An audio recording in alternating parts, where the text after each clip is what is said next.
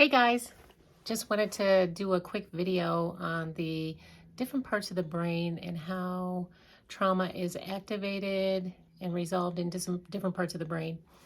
The name of this channel is Therapy Rocks. If you like what we're talking about here, please like or subscribe. Most of the things on this channel have to do with recovery from complex PTSD, childhood trauma, relationships, that sort of thing. So today we're going to be talking a little bit about what happens when we get activated and we have an emotional flashback. Obviously, if you are a survivor of childhood trauma, you know what it feels like to get activated. Basically, I call that getting little or not staying big. But getting activated is probably one of the most painful things that can happen to a trauma survivor. And what I say to people is when you get activated, the thinking part of your brain is not online. And there's no direct connection to the amygdala. So that part of the brain actually can't help you resolve the trauma that's getting triggered. So you have to activate the noticing part of your brain in order to, the noticing part of your brain is connected to the amygdala. And so the noticing part of your brain is the part of your brain that doesn't have any judgment associated with it. It's just the part of your brain that just notices what's going on, but you have to activate it. You have to purposefully, mindfully activate the noticing part of your brain so that it can help you when you're getting activated, and can actually buy you a little bit of time before that activation, that trigger, that flashback completely takes over. I'm going to read off of something real quick about the noticing part.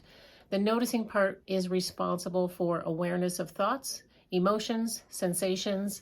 It observes with curiosity instead of judgment because it's directly connected to the amygdala. Activation of the noticing brain calms the body and restores a somatic sense of safety.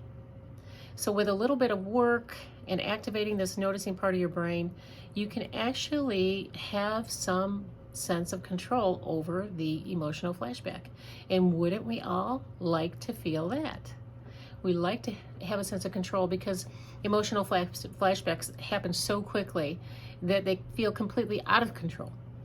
So the working memory of the brain, the prefrontal cortex, helps us tell stories, have insight, solve problems, and draw conclusions. But it has no direct connection to the amygdala, so it cannot help us resolve traumatic memories.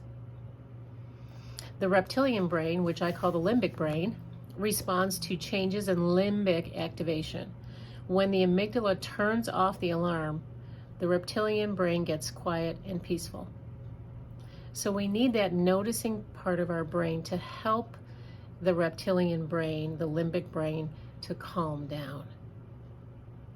Okay, so really one of the things, I think I've said this before on a video about activating the noticing part of your brain.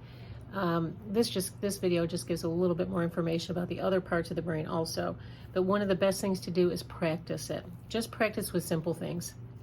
As you're walking, the dog, just notice what you hear, notice what you see, notice what you feel in your body. And as you continue to do this, it's just going to become a regular part of what you do. As a therapist, it's much easier for me because I'm constantly using different parts of my brain as I'm listening to a patient, but also noticing what's going on with them. So I'm used to it. It's a little easier for me to activate that noticing part of my brain, but it is not difficult.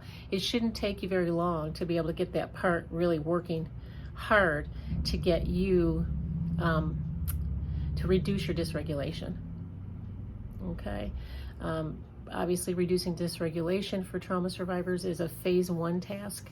You can't really move on to phase 2, which is reprocessing memories, until you can really decrease your dysregulation and feel a sense of security and safety in the here and now.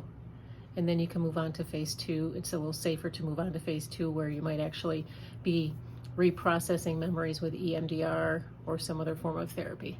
So hopefully that's helpful to you guys. Just a little neuropsych 101. Hope you're all having a great week, enjoying the fall weather and the beautiful leaves wherever you are. And I will talk to you again soon. God bless.